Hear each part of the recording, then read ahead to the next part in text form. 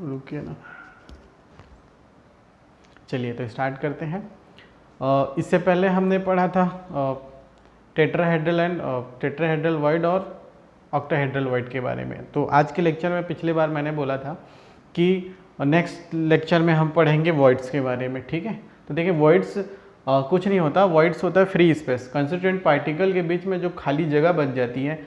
याद कीजिए मैंने आपको लड्डू पैक करने का तरीका बताया था, उसी लड्डू में अगर आपको ड्राई फ्रूट भी डालना हो तो ड्राई फ्रूट कहाँ पे डालेंगे। सपोज़ यहाँ पर ये बॉक्स है, ठीक है। अब इस बॉक्स में हमको लड्डू डालने हैं, कुछ इस तरीके से हम इसमें लड्डू डालेंगे, ठीक है। कई तरीके बताए थे। अब इसमें जो खाली स्पेस बच जा रहा है इसमें हम ड्राई फ्रूट को डालेंगे। ये ड्राई फ्रूट डालने का जो स्पेस है, इसी स्पेस को हम क्या बोलेंगे, एम्प्टी स्पेस, जिसको क्या बोलते हैं, वॉइड्स बोलते हैं। देखेंगे यहाँ पे डेफिनेशन इसका, voids free space between constituent particles. जब हम कंस्टिट्यूएंट पार्टिकल्स को अरेंज करते हैं तो अरेंजमेंट हम तीन तरीके से करते हैं, 1 dimensional, 2 dimensional and 3 dimensional. 1 dimensional में आप केवल एक एक्सिस पर चलेंगे, 2 डायमेंशनल में आपको कुछ इस तरीके से करना पड़ेगा। तो 2 डायमेंशनल में 2 तरीके थे, एक क्या था कि सीधे सीधे हम एक से कांटेक्ट करके दूसरे को कनेक्ट करते थे, कुछ इस तरीके से, ठीक है ना। और दूसरा तरीका क्या था, 2 कंस्टिट्यूएंट पार्टिकल के बीच में एक कंस्टिट्यूएंट पार्टिकल को फिल करते थे, कुछ इस तरीके से, ठीक है। तो पिछली बार में क्या देखे थे कि हमारे पास 2 वॉइड्स बन रहे थे, एक बन रहा था टेट्राहेड्रल वॉइड्स, दूसरा बन रहा था ऑक्टाहेड्रल वॉइड्स, ठीक है। टेट्राहेड्रल वॉइड्स में देखें टेट्राहेड्रल वॉइड्स कैसे बनेगा, ध्यान से देखेंगे। यहाँ पे हमने 1 बाय 1 एटम को कुछ इस तरीके से अरेंज किया, इट इज़ 2 डायमेंशनल अरेंजमेंट, ठीक है। अब यहाँ पर देखें, अगर हम यहाँ पर देखें, यहाँ पर बच रहा है क्या, वॉइड बच रहा है, ठीक है। अब इसके ऊपर सपोज यहाँ पे इसके ऊपर अगर कुछ दूसरा अपन रखते हैं, ठीक है, कुछ दूसरा आइटम रखते हैं तो ये वाला वॉइड कैसा लगेगा। यहाँ पर देखें ध्यान से, यहाँ पे अपन दूसरा वॉइड रखेंगे कुछ इस तरीके से, ठीक है।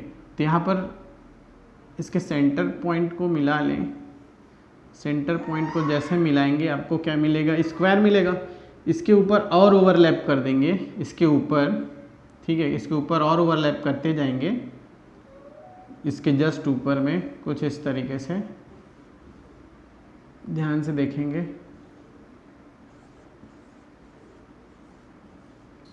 3 डायमेंशनल में तो यहाँ पर आपको कुछ इस तरीके से यहाँ से एक और मिलेगा और इसको जैसे मिलाएंगे आपको एक टेट्राहेड्रल वॉइड मिल जाएगा। देखें टेट्राहेड्रल वॉइड के लिए रिक्वायर्ड एटम जो है, पहले भी डिस्कशन हो चुकी थी, रिक्वायर्ड एटम्स कितने हैं, 4 एटम, ठीक है। 4 एटम की ज़रूरत पड़ती है, ठीक है। अब ये 4 एटम कैसे अरेंज होंगे, देखें कुछ इस तरीके से अरेंज होंगे। हमको 4 एटम लगेंगे, एक एटम ये, दूसरा एंड तीसरा, ठीक है। अब यहाँ पर क्या होगा कि सपोज़ आपके पास 4 बॉल है, ठीक है, 4 बॉल है, 4 बॉल में से 3 बॉल को देखें कैसे अरेंज किए, 2 बॉल को सामने रखें, ठीक है, एक बॉल को पीछे रखें, 2 बॉल सामने, एक बॉल पीछे, ठीक है। अब जब चौथे बॉल को अपन क्या करेंगे, ऊपर 3 बॉल के ऊपर में जब चौथा बॉल लेके आएंगे तो इमेजिन कीजिए वहाँ पर एक स्पेस बचेगा, उस स्पेस का जो शेप है वो कैसा होगा, कुछ इस तरीके से होगा।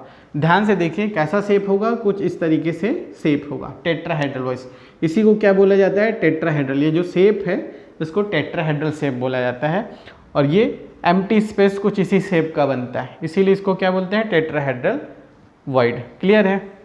इसी तरीके से 3 डायमेंशनल में जब हम एटम्स को कुछ इस तरीके से अरेंज करेंगे, जैसे कुछ इस तरीके से अरेंज करते हैं, ठीक है। यहाँ पर 3 एटम्स हो गए, इसके ऊपर अगेन 3 एटम्स कुछ इस तरीके से अरेंज करेंगे, ठीक है।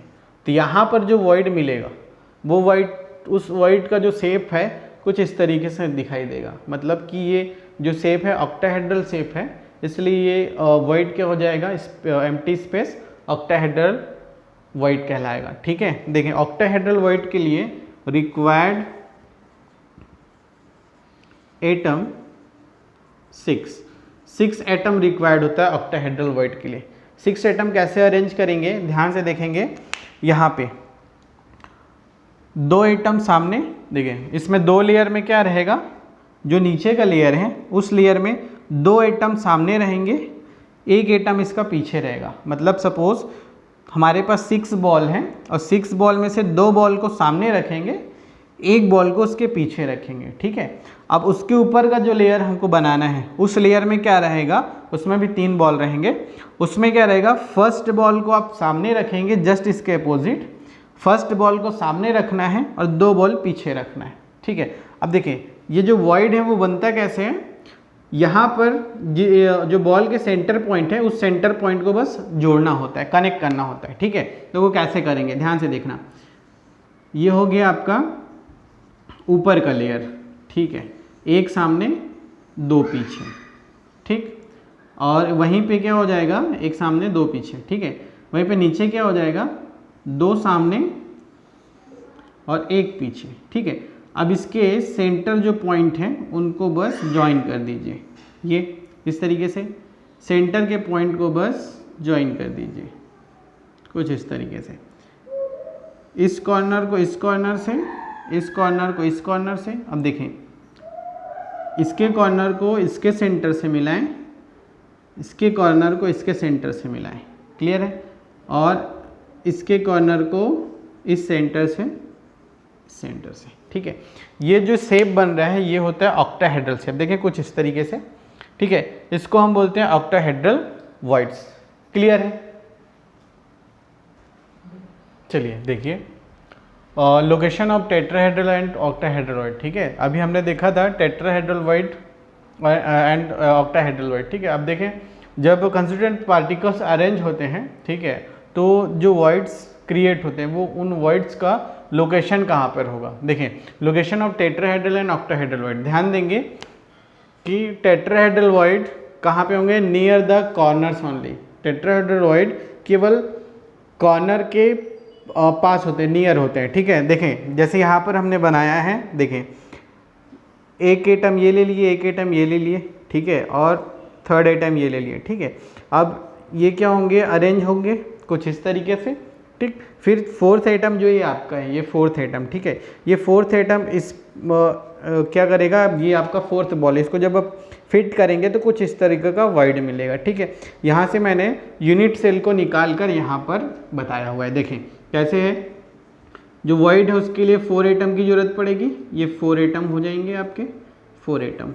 ठीक, देखें पहला जो है अरेंजमेंट, 2 सामने 1 पीछे और उसके ऊपर में 1 लगाना है, 1 बॉल। ठीक है, तो यहाँ पर जो वॉइड्स मिलेगा, कहाँ पर, ये जो वॉइड मिल रहा है, ठीक है, ये वॉइड क्या हो जाएगा, टेट्राहेड्रल वॉइड। कहाँ पर मिल रहा है, नियर टू द कॉर्नर। देखें कहाँ पर मिल रहा है, नियर टू द कॉर्नर, ये है इस कॉर्नर के बीच में, यहाँ पर मिल रहा है। ठीक है, ये वॉइड क्या हो जाएगा, tetrahedral void, near to the corner, clear है। वहीं पे ऑक्टाहेड्रल वॉइड, देखें octahedral void at centre of the each edge, ठीक है, ऑफ यूनिट सेल के लैटिस के हर एज के सेंटर पर मिलेगा आपको। ठीक है, जैसे एक लैटिस हो गया, इसमें देखें क्रिस्टल लैटिस हो गया, इसमें देखें जो वॉइड है वो कहाँ पर मिलेगा, each edge of the centre. ठीक है, सेंटर के एज के हर सेंटर पॉइंट पर मिलेगा, edge centre of the edge. ठीक है, 1 2 3 4, ठीक है, यहाँ पर मिल जाएगा। ठीक है, यहाँ पर मिलेगा, सेंटर पर मिलेगा, यहाँ पे मिलेगा, ठीक है, हर सेंटर पर मिलेगा एज के, क्लियर है ये। ठीक है, कुछ इस तरीके, देखिए ऑक्टाहेड्रल वॉइड कुछ इस तरीके से इसका शेप होता है। ठीक है, ये ऑक्टाहेड्रल वॉइड का शेप है। देखिए बनाएंगे कैसे आप ऑक्टाहेड्रल वॉइड, देखिए कुछ इस तरीके से ये हुआ, कॉन्स्टिट्यूएंट पार्टिकल्स, जी ऑक्टाहेड्रल वॉइड, ये शेप किसका है, ऑक्टाहेड्रल वॉइड का शेप है, क्लियर है। तो देखिए ऑक्टाहेड्रल वॉइड कहाँ पे मिलेंगे, at the centre of the each edge, ठीक है, and centre of the body, देखिए यहाँ पर भी मिलेगा सेंटर ऑफ द बॉडी, ठीक है, सेंटर ऑफ द बॉडी में भी क्या मिलेगा आपको, ऑक्टाहेड्रल वॉइड मिलेगा। इस तरीके से देखें, ये देखें कॉम्पिटिटिव एग्जाम के बेस पर भी बहुत इंपॉर्टेंट क्वेश्चन है कि टेट्राहेड्रल वॉइड और ऑक्टाहेड्रल वॉइड का लोकेशन, ठीक है, जनरली पूछ लिया जाता है और 1 मार्क्स का ही होता है। देखें तो टेट्राहेड्रल वॉइड कहाँ पर मिलेगा, at the near of the corner only, and octahedral void at the centre of the each edge and centre of the body. Clear है? ओके, देखिए अब देखिए पैकिंग एफिशिएंसी, ठीक है, अभी तक हमने पढ़ा पैकिंग टेक्निक, किस तरीके से पैक करेंगे, वर्ड्स के बारे में पढ़ें।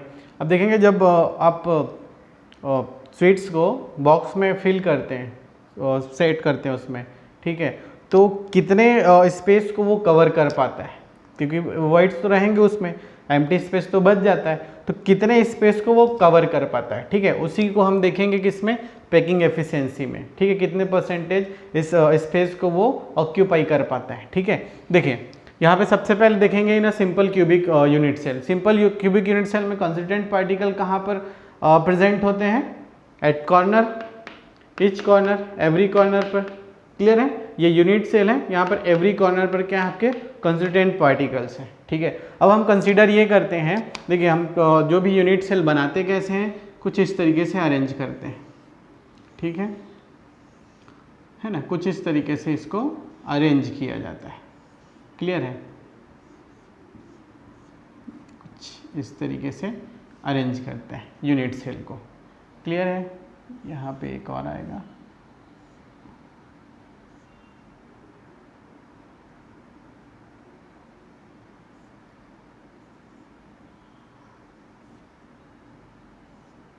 ठीक है, कुछ इस तरीके से अरेंज करते हैं यूनिट सेल को।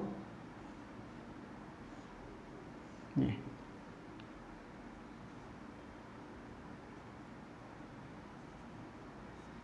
ठीक है, तो यहाँ पर क्या बच जाएगा आपका यूनिट सेल, कुछ इस तरीके से। यहाँ पर ध्यान दें, इसको थोड़ा सा निकाल के हम यहाँ पर ले आए हैं। ठीक है, जितने भी एटम्स है कुछ इस तरीके से अरेंज है, इनका जो रेडियस है एवरी एटम का, एटम को हमने स्फीयर के रूप में माना हुआ है, तो स्फीयर का जो भी रेडियस है उसको हमने क्या माना, आर। तो यहाँ पर यहाँ से यहाँ तक का डिस्टेंस कितना हो जाएगा, 2r। क्लियर है, और let consider the edge, length of edge is r। Clear है, सॉरी a, इनका जो लेंथ है, एज का लेंथ, उसको क्या कंसीडर कर लिए, a कर लिए। देखें, let the edge length of the unit cell is a and the radius of the sphere is r। ठीक है, तो ये यहाँ से यहाँ तक का डिस्टेंस कितना हो जाएगा, r plus r, 2r। Clear है, तो a किसके, यहाँ से यहाँ तक का जो डिस्टेंस है, यहाँ से यहाँ तक का जो डिस्टेंस है a हो गया, और यहाँ का जो रेडियस है, सपोज इसको हमने कुछ इस तरीके से किया, तो यहाँ से यहाँ तक का रेडियस क्या हो जाएगा, 2r। तो क्या हो जाएगा, a is equal to 2r। अब देखें, सिंपल यूनिट सेल को बनने के लिए कितने एटम की रिक्वायर्ड होता है, 1। ठीक है, देखें कैलकुलेशन हम पहले भी कर चुके हैं, number of atom per unit cell is equal to 1/8 particle जो है किसी स्फीयर का, इसके एक कॉर्नर पर, और टोटल कितने कॉर्नर होते हैं, 8 कॉर्नर, तो 1/8 इंटू 8, 1 एटम। क्लियर है, अब देखें जो पैकिंग एफिशिएंसी है, ठीक है, उसमें volume of the sphere, volume of the sphere, sphere का वॉल्यूम कितना होता है, 4/3 πr³ and volume of cube a³। जब a को हम r में कन्वर्ट करेंगे तो क्या हो जाएगा, 2r होल क्यूब, तो 8r³। देखें पैकिंग एफिशिएंसी, ठीक है, पैकिंग एफिशिएंसी देखने के लिए हमको क्या क्या जरूरत पड़ेगा, ध्यान से देखें। वॉल्यूम ऑफ एटम, ठीक है, कितने एटम बॉक्स में, मतलब कितने लड्डू बॉक्स में आ रहे हैं, उनका साइज, लड्डुओं का साइज, ठीक है, जो सीड्स हैं उनका साइज। ठीक है, क्या जाएगा, वॉल्यूम ऑफ एटम। ठीक है, अब सिंपल यूनिट सेल में कितने एटम पार्टिसिपेट कर रहे हैं, 1 एटम, इस वजह से यहाँ पर क्या हो जाएगा, वॉल्यूम ऑफ 1 एटम। क्लियर है, डिवाइडेड बाय जो यूनिट सेल है उसका वॉल्यूम। यूनिट सेल किस शेप का है हमारा, क्यूबिक सेल का। ठीक है, तो volume of cubic unit cell into क्या हो जाएगा, 100, ये आ जाएगा आपका पैकिंग एफिशिएंसी। देखें volume of 1 atom, 1 atom, atom हमारे स्फीयर के फॉर्म में है तो आ जाएगा क्या 4/3 पाई आर क्यूब, और 1 एटम है इसीलिए 1, ठीक है 1 एटम है तो 1 into 4/3 pi r cube divided by cubic cell का वॉल्यूम कितना होता है ए क्यूब, क्यूबिक सेल का वॉल्यूम ए क्यूब। तो इसको हम आर के रूप में कन्वर्ट कर दिया आर के फॉर्म में, तो 8r क्यूब, क्लियर है।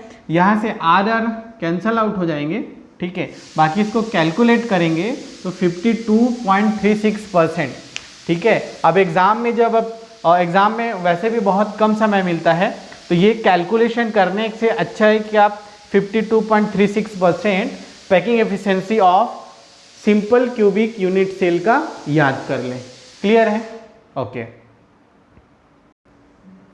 ओके डियर स्टूडेंट्स, अब आप लोग जितने भी चैप्टर्स, जितने भी टॉपिक्स क्लियर होते जा रहे हैं उनका नोट्स बनाते जाइए, और जब भी स्कूल ओपन होंगे उसके बाद आपको सभी का नोट्स स्कूल में चेक किया जाएगा। Okay, then keep studying with Apex international school. Thank you.